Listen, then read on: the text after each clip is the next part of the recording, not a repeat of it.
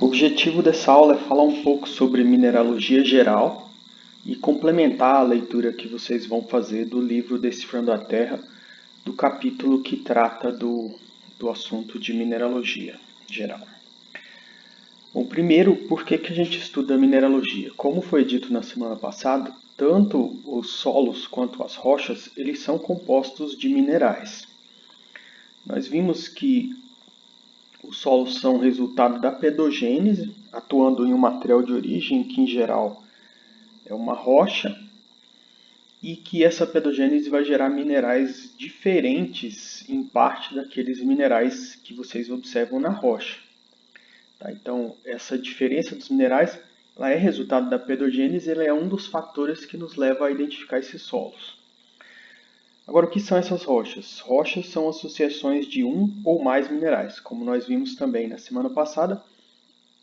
A rocha pode ter um mineral só, como no caso de um mármore composto de calcita, ou pode ter mais de um mineral, como no caso do exemplo que foi dado do granito, que é composto em geral de quartzo, feldspato e mica. Então, é importante para a gente saber identificar esses minerais e classificar esses minerais, de modo que eles são utilizados na identificação e classificação das rochas e também dos solos. Como também foi discutido, os nomes dos minerais têm terminação em ita, hematita, goethita, gipsita, caulinita, enquanto que os minerais, as rochas têm terminação em ito. Como nós vimos, arenito, quartzito e assim por diante.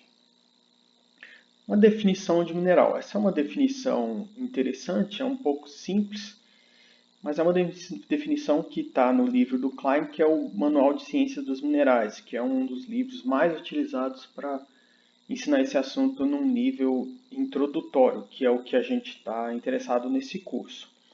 Então, o que é um mineral? Um mineral é um sólido de ocorrência natural, com arranjamento atômico altamente organizado, uma composição química definida, mas nem sempre fixa.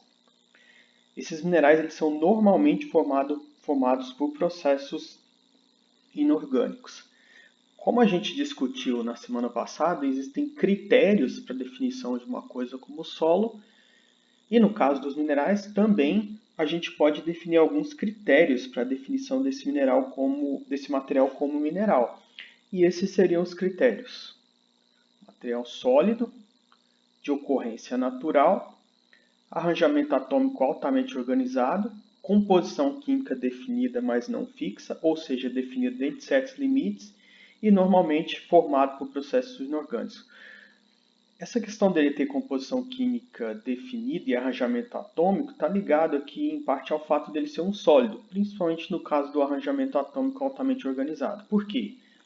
Se você tem um gás ou um líquido, é difícil você ter um arranjo organizado porque os átomos, as moléculas não vão estar fixos, eles vão estar livres para se movimentar no espaço. No caso de um sólido, os elementos químicos eles estão arranjados em uma rede cristalina, ou seja, eles estão fixos, eles estão livres para se movimentar. E por isso o sólido tende a se manter a sua forma. Tá? Esses materiais são de ocorrência natural, de forma que se você sintetizar um diamante em laboratório, ele não seria considerado um mineral. Tá? Então, os materiais que não atendem um ou mais desses critérios podem ser chamados de mineraloides. Tá? Mas o mineral tem que atender todos esses critérios. Ser um sólido de ocorrência natural, arranjamento atômico altamente organizado e composição química definida dentro de certos limites. Também tem que ser um material formado por processos inorgânicos. A gente vai ver que tem uma certa margem para isso aqui, mas a gente pode pensar eles como formados por processos inorgânicos. Eles podem ser formados tanto na Terra quanto fora da Terra, em outros planetas, outros corpos celestes. Primeira coisa, o que é um arranjo atômico altamente organizado? Aqui a gente tem um exemplo de uma estrutura cristalina de um quartzo. O que eu tenho aqui? Eu tenho átomos de silício em vermelho e átomos de oxigênio. Nesse caso aqui, eles estão ligados por ligações covalentes. Então, se você pegar uma variedade de quartzo, SO2, que tem essa estrutura cristalina, todos os membros dela vão ter essa organização cristalina, ou seja, esses pontos no espaço aqui que são ocupados por silício, eles vão ser mais ou menos constantes em todas essas espécies. A mesma coisa para o oxigênio. Ou seja, eu tenho aqui silício, átomos de silício, no caso, ligados aqui a oxigênio. Só uma pequena correção aqui. O que eu tenho vai ser no centro aqui o silício em azul e o oxigênio aqui em vermelho.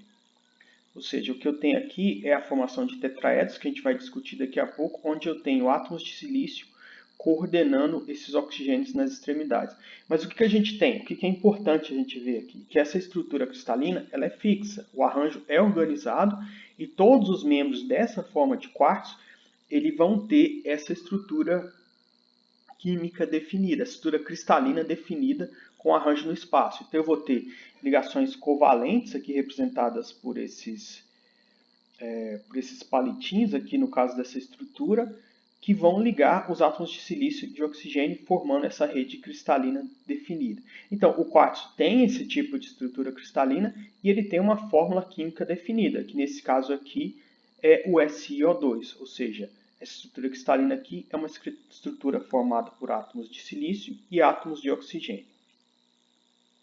Aqui a gente tem um outro exemplo, que seria o sal comum. O sal comum, em mineralogia, ele é chamado de halita. Ele é formado de NaCl, ou seja, eu tenho átomos aqui de sódio e átomos de cloro formando uma rede cristalina.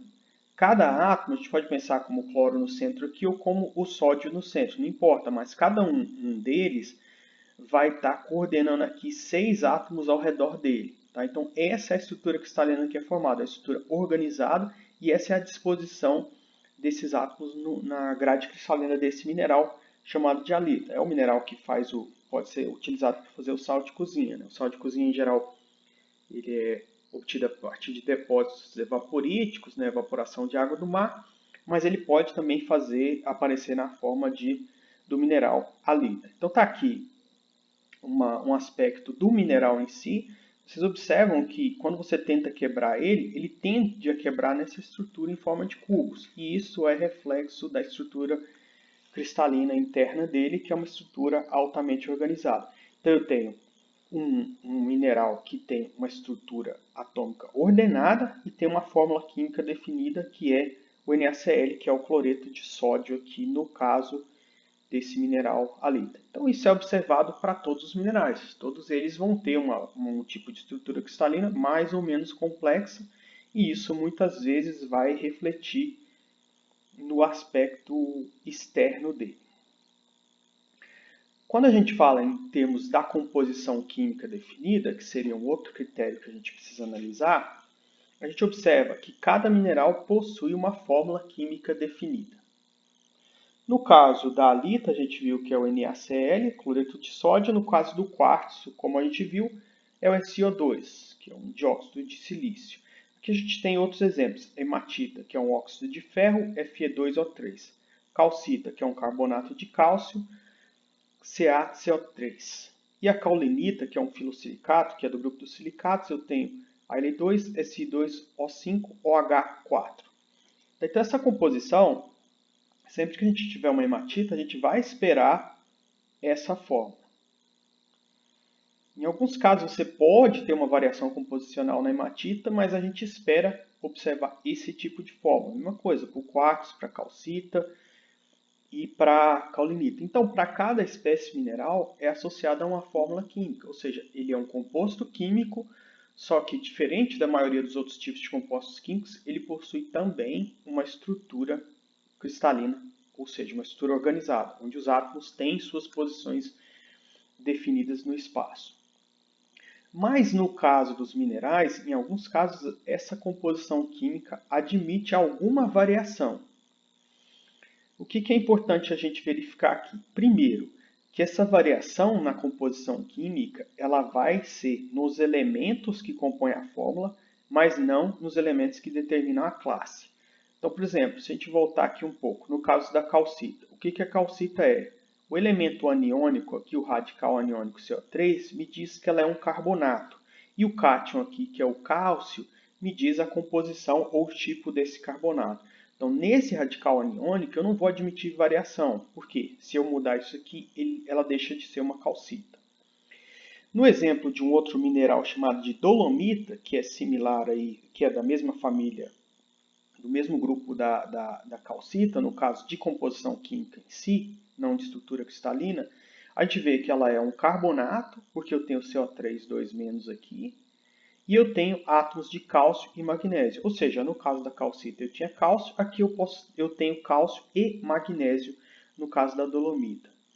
Mas a composição química da dolomita não necessariamente é completamente fixa, ou seja, nesses pontos da estrutura onde eu tenho cálcio e magnésio, eu posso ter um processo onde alguns deles vão ser substituídos por outros elementos químicos, no que a gente chama em mineralogia de substituição isomórfica. Ou seja, naquela rede cristalina, naquela estrutura, nos espaços onde eu poderia ter 100% dos sítios ocupados por magnésio, eu posso ter eles ocupados por magnésio, ferro e manganês. Ou seja, ao invés de eu ter 100% manganês naqueles espaços, magnésio naqueles espaços, eu teria parte ferro, parte manganês. Por exemplo, 50% magnésio, 25% ferro e 25% manganês naqueles espaços. Ou seja, admite uma variação nessa composição aqui, mas não na composição do CO3, que é aqui o caso do carbonato.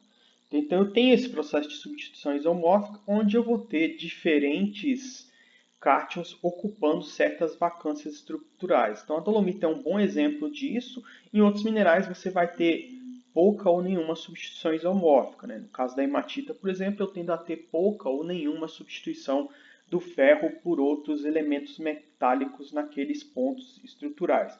No caso do quartzo, eu tendo a ter pouca ou nenhuma também, mas eu posso ter outros átomos dispersos na estrutura, que é o que vai dar para a gente as cores dos diferentes tipos de quartzo. Vocês já devem ter visto quartzo roxo, quartzo verde, quartzo branco e assim por diante.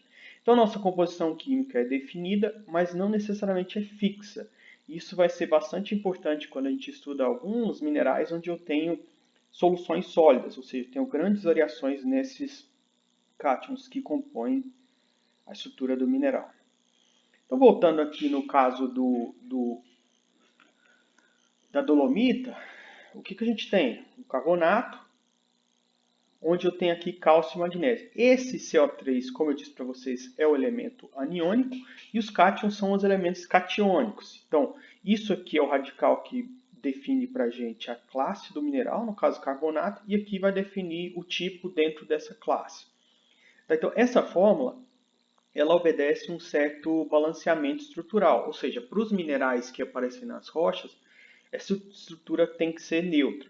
Então, se eu analisar aqui as valências, eu vou ter que o cálcio tem valência 2+, o magnésio 2+, e o CO3 vai ter valência 2-. Então, no produto disso aqui, 2+, mais 2+, eu vou ter 4+ para a parte catiônica, e 2- aqui do CO3 como um todo, vezes 2, eu vou ter 4-. Ou seja, está balanceado. Essa fórmula aqui ela é estruturalmente ou eletrostaticamente neutra em termos de estrutura. E isso vocês vão ver na maioria dos minerais. Isso não vai ser verdade necessariamente no caso dos minerais que aparecem no solo formados pela pedogênese. Eles podem ter esse desbalanceamento de carga e é isso que gera a CTC ou capacidade de troca de cátions no solo. Isso tem importância muito, muito grande em mineralogia e a gente vai discutir quando a gente for falar sobre mineralogia do solo.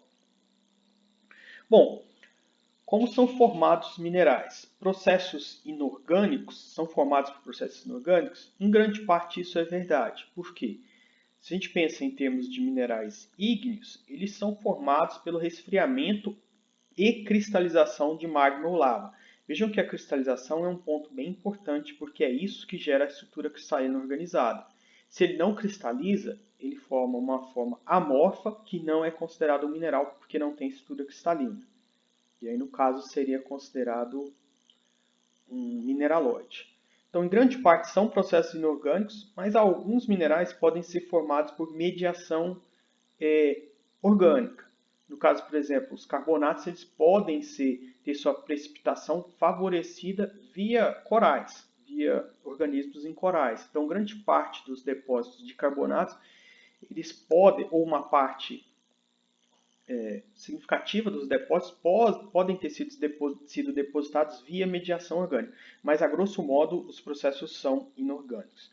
Resfriamento de magma, lava, dentro ou fora da Terra, recristalização, no caso da diagênese das rochas sedimentares, e alguns processos de recristalização que formam os minerais metamórficos nas rochas metamórficas de alta pressão. Então, a gente está preocupado aqui com processos inorgânicos na formação desses minerais. Bom, a gente sabe alguns dos critérios para definir um mineral. Agora, como que a gente classifica esses minerais? A gente viu que os minerais têm composição química definida dentro de certos limites e que eles têm uma estrutura cristalina. Bom, para a gente definir esses minerais, a gente leva em conta essa composição química. Agora, quais minerais são mais comuns? Se vocês observarem a composição em termos de elementos da crosta terrestre, vocês vão ver que tem uma abundância muito grande de silício, oxigênio, alumínio, ferro, cálcio, sódio, potássio e magnésio. Os outros são uma porção pequena. Então, grande parte dos minerais que vão ser observados nos solos e nas rochas, eles vão ser compostos desses elementos químicos. Então, por isso, pelo fato deles terem composição química definida e estrutura cristalina, a gente vai utilizar essa composição química para classificar os minerais. Ou seja, os minerais são classificados quanto à sua composição química.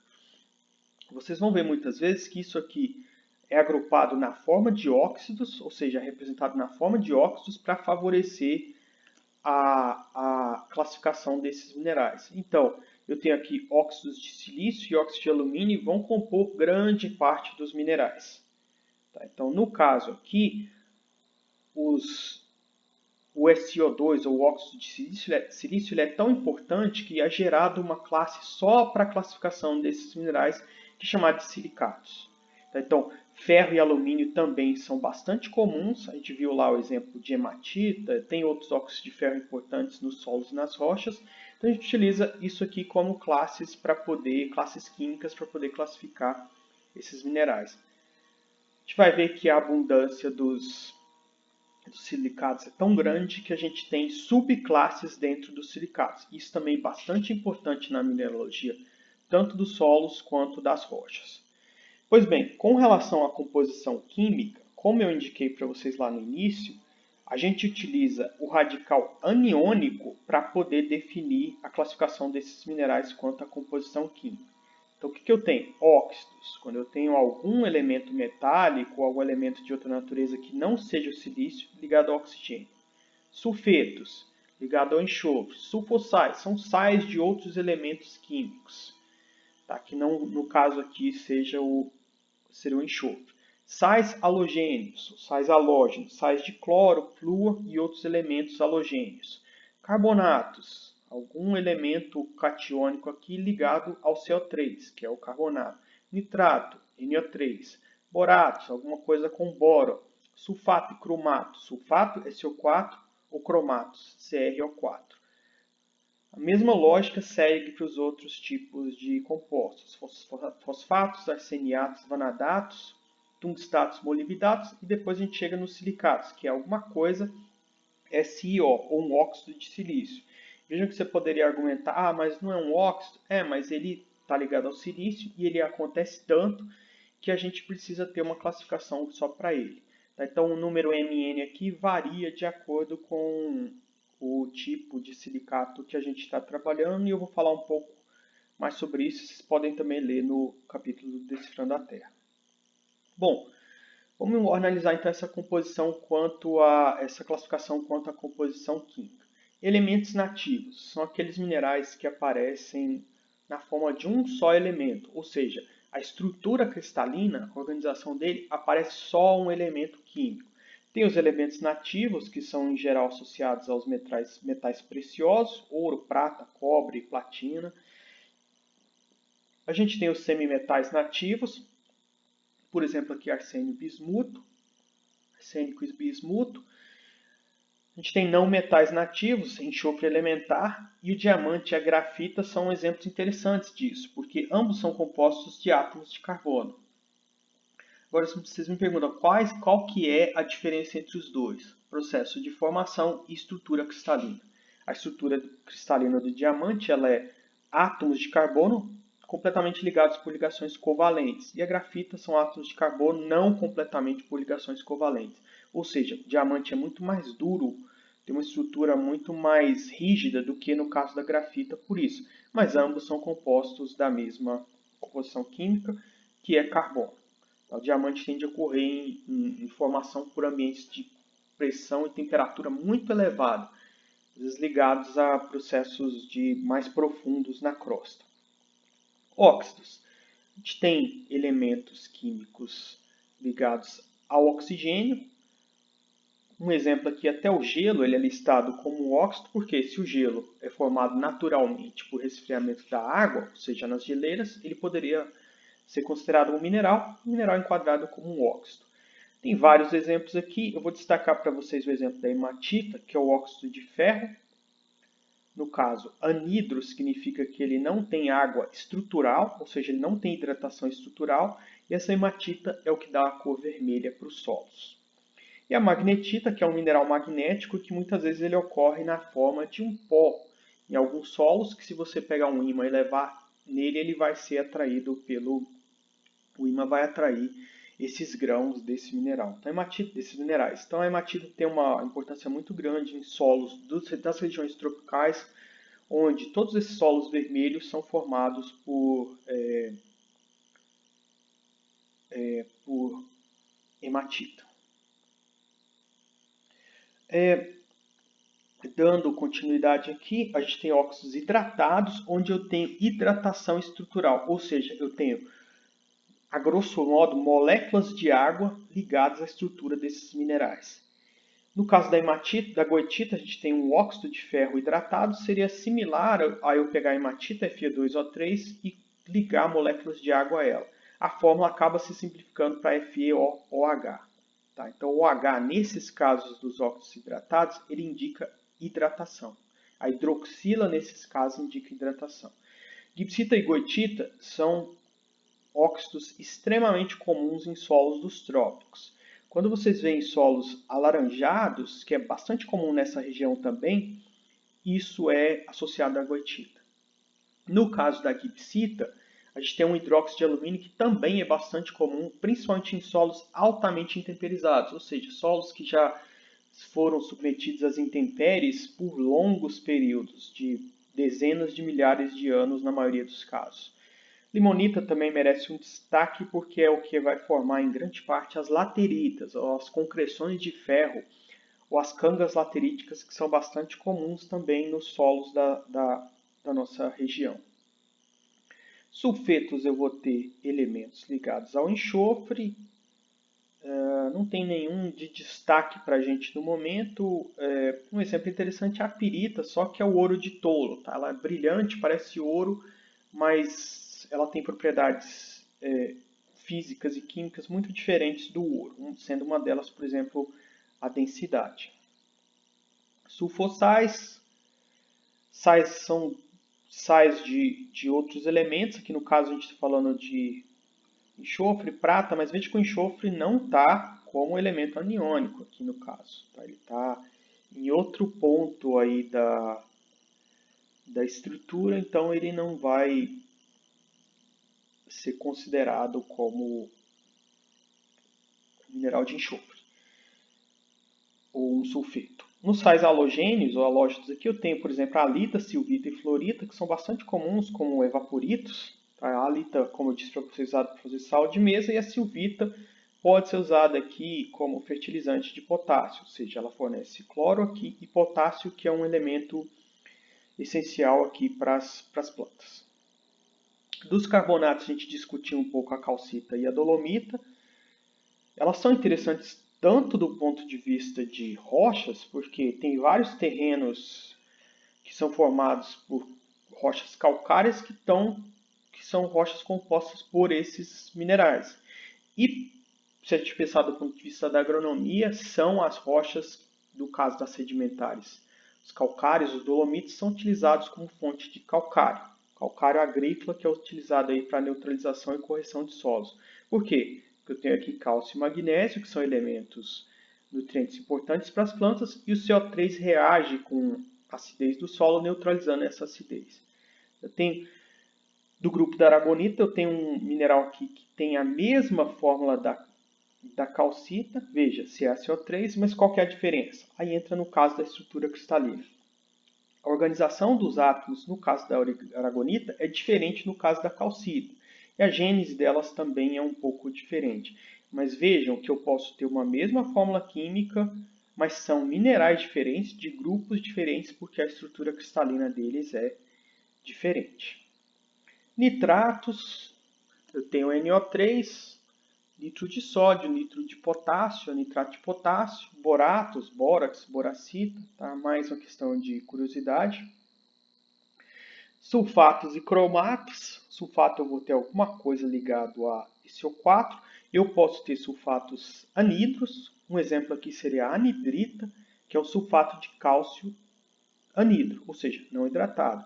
No caso da gipsita, que é nada mais do que o gesso, né, que era utilizada para fazer aquele gesso que você coloca em fraturas, ou que você faz aquele material para ser colocado nos tetos, ele poderia ser advindo de um mineral, de uma rocha também. E no caso era a gipsita. O que é? Sulfato de cálcio, que é o mesmo da anidrita, mas com água estrutural. Ou seja, eu tenho aqui moléculas de água ligadas a eles. Vocês vão ver que nos livros vai aparecer um ponto, uma bolinha aqui, indicando multiplicação, que seria a questão da água estrutural. A gipsita é interessante não só pela questão de gesso, que é utilizado para diversas finalidades, mas poderia ser a mesma coisa do gesso agrícola. O gesso agrícola tem uma fonte industrial, mas você poderia, se você tivesse um depósito de gipsita, utilizar ela da mesma fórmula que o gesso agrícola, porque é a mesma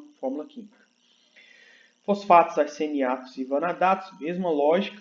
Alguns fosfatos têm importância como fertilizantes. Então, as fontes de fertilizantes para a agricultura podem ser de rochas que contêm fosfatos. Tungstatos, molibdatos, também mais uma curiosidade, a gente não pensa a princípio em nenhuma aplicação direta para a gente. Bom, como eu disse para vocês, o grupo dos silicatos ele tem que ser tratado de forma particular. Por quê? Porque a abundância deles é muito grande, tanto nos solos e nas rochas. Então, o que eu tenho no grupo dos silicatos? Eu tenho uma composição química onde em algum ponto da estrutura vai aparecer SiO. SI, um número, O, outro número. Tá? Então, isso indica para a gente que o mineral é um silicato. Agora, o que é esse silicato? No caso dos silicatos, como eu mencionei um pouco para vocês anteriormente, eu tenho um átomo de silício no centro, que tem valência 4+, coordenando 4 átomos de oxigênio. Cada átomo de oxigênio ele vai ter uma valência 2-. Esse tipo de coordenação ele vai formar para a gente uma estrutura chamada de tetraedro. Então, essa forma geométrica que vocês estão vendo aqui é um tetraedro. Ele é similar a uma pirâmide, mas eu tenho aqui, nessa parte superior ao redor, aqui 3 lados e embaixo um lado. Ou seja, eu tenho 4 lados. É um tetraedro. Aqui eu tenho um oxigênio apical e eu tenho 3 oxigênios basais. Então, vejam que o silício tem valência 4+. Cada oxigênio tem duas cargas negativas. Então, o silício se liga de forma covalente aqui a cada um desses oxigênios, de forma que o silício atinge sua configuração neutra. Mas o oxigênio não. Isso faz com que eu tenha cargas negativas sobrando aqui em cada uma desses pontos ou desses vértices do tetraedro. O que acontece? Para eu poder neutralizar essas cargas negativas, ou eu posso colocar outros cátions aqui nessas pontas e fazer pontes entre os tetraedros, ou eu posso ligar cada um desses vértices aqui diretamente a outros tetraedros. Ou seja, eu poderia colocar um ou mais um tetraedro aqui em cada ponta, até eu completar todas as pontas. e isso faria com que a estrutura se tornasse neutra. Então, o que eu tenho? Eu tenho uma estruturação ou uma estrutura cristalina, uma estruturação onde o tijolo que constrói a estrutura do tetraedro é esse do mineral silicato, é esse tetraedro de silício. E o que vai determinar para a gente as subclasses de silicatos? O número de compartilhamento desses oxigênios entre tetraedros. Ou seja, eu poderia juntar dois tetraedros desse, formando um par de tetraedros, sendo que as pontas ficariam ainda com cargas negativas sobrando, e eu teria que jogar outros cátions aí para neutralizar isso. Então é importante vocês entenderem que a estrutura básica que forma esses tetraedros, esses minerais silicatados, é o tetraedro de silício. Com base no grau de compartilhamento aqui desses tetraedros, eu defino 6 subclasses de silicatos: mesosilicatos, sorosilicatos, ciclosilicatos, inosilicatos, filosilicatos e tectosilicatos. Então lembrem, voltando aqui, eu tenho cargas negativas não neutralizadas em cada uma dessas pontas, porque o silício tem 4 positivas, neutraliza uma negativa em cada oxigênio, sobra uma em cada ponta. De acordo com o grau ou não de compartilhamento desses tetraedros, eu vou formar as subclasses dos silicatos. O nesosilicato não compartilha nenhum oxigênio. Como que ele neutraliza a estrutura? Ele vai neutralizar colocando cátions como pontes entre os tetraedros. Sorosilicatos, eu vou ter dois tetraedros compartilhando um oxigênio. Nos ciclosilicatos, eu vou formar anéis de tetraedros, ou seja, cada tetraedro vai compartilhar 2 oxigênios. Nos inosilicatos, eu também vou ter compartilhamento de 2 ou 3, formando uma cadeia ou uma corrente de tetraedros. Nos filosilicatos, eu vou ter compartilhamento de todos os oxigênios basais, ou seja, dos 3 oxigênios basais, formando uma estrutura na forma de uma folha. E nos tectosilicatos eu vou ter compartilhamento de todos os oxigênios. Ou seja, eu vou ter uma estrutura tridimensional complexa. Tá? Então, são diferentes tipos onde eu tenho um grau crescente de compartilhamento de oxigênio entre os tetraedros, desde nenhum até todos. Filosilicatos têm uma importância muito grande para a gente em mineralogia do solo. Vou falar um pouco sobre isso daqui a pouco. Bom, por que eu tenho essa formação do tetraedro? Quando eu tenho a necessidade de formação de uma estrutura atômica estável, o que eu tenho? No caso do silício, na esfera externa aqui, eu vou ter 4 elétrons. No caso do oxigênio, eu vou ter 6. Então, o que eu posso fazer aqui?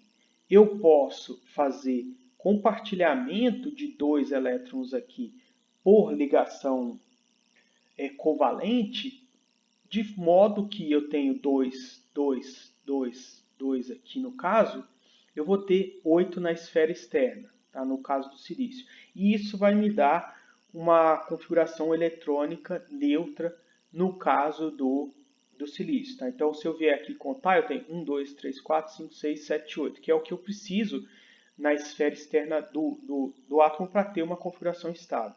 Agora, se eu estou compartilhando esses dois com oxigênio, observe o que acontece. Se eu contar aqui 1, 2, 3, 4, 5, 6, eu tenho 6 aqui no caso do oxigênio. Então, nesse caso, eu ainda não tenho uma configuração estável. Tá? Ainda sobra aí, no caso, cargas negativas que eu precisaria para poder neutralizar, ou poderia não neutralizar, mas para compartilhar para adquirir uma configuração estável. Tá? Então, eu tenho cada uma dessas pontas aqui, eu tenho átomos de oxigênio. Então, a valência 2- é porque eu tenho um déficit de 2 elétrons na estrutura.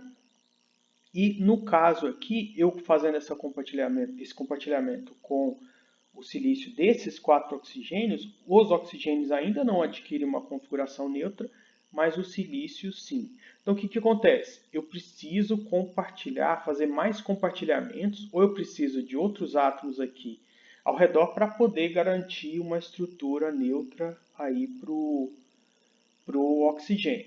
Tá? Então aqui está o modelo do tetraedro na forma geométrica. Então o que eu tenho? Eu tenho o modelo aqui de esferas e eu tenho aqui o modelo de ball and stick, que seria esferas e palitos. Eu tenho silício no centro e eu tenho 4 oxigênios aqui nos ápices desse tetraedro. Tá? Então esses palitos aqui indicam para a gente as ligações covalentes. Aqui está o modelo geométrico. Eu tenho, como eu disse para vocês, uma estrutura semelhante a uma pirâmide, onde eu tenho 3 laterais e uma base. Eu tenho oxigênios apicais e eu tenho oxigênios aqui basais. Então, o que acontece? Posso compartilhar esses oxigênios aqui com outros tetraedros ou ter átomos livres aqui neutralizando eles. O que acontece? Eu tenho compartilhamento. Se eu for compartilhar entre os tetraedros, eu posso compartilhar o apical e ou os basais. Quando eu tenho aqui tetraedros isolados, como vocês estão vendo aqui, no caso dos tetraedros isolados, eu tenho esses pontinhos azuis aqui que são cátions que vão servir como ponte e vão neutralizar o déficit de carga aqui do oxigênio. Tá? Então, o exemplo aqui seria a olivina e o garnet. Tá? Então, esse primeiro exemplo aqui seria o exemplo dos nesosilicatos, que configura, então, esse primeiro caso aqui, que seria o caso dos tetraedros isolados. Nesse segundo caso aqui, a gente tem sorosilicatos, ele não está sendo mostrado aqui nessa figura, mas eu teria 2 tetraedros unidos um ao outro. Tá? Então seria similar se vocês pegassem só esses 2 tetraedros aqui e analisassem eles sozinhos no espaço. Isso seria então os sorosilicatos.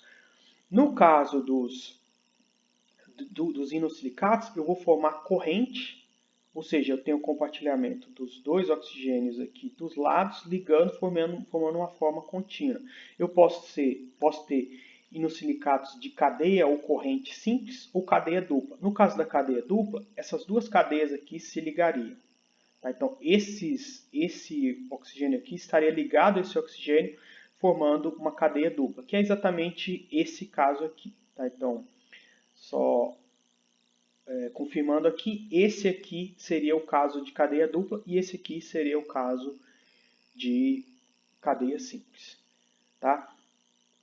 No caso do ciclosilicato, ele não está mostrando aqui, mas eu posso mostrar para vocês da seguinte forma. O que eu teria no caso dos ciclosilicatos? Teria uma estrutura em forma de anel, então seria exatamente isso aqui.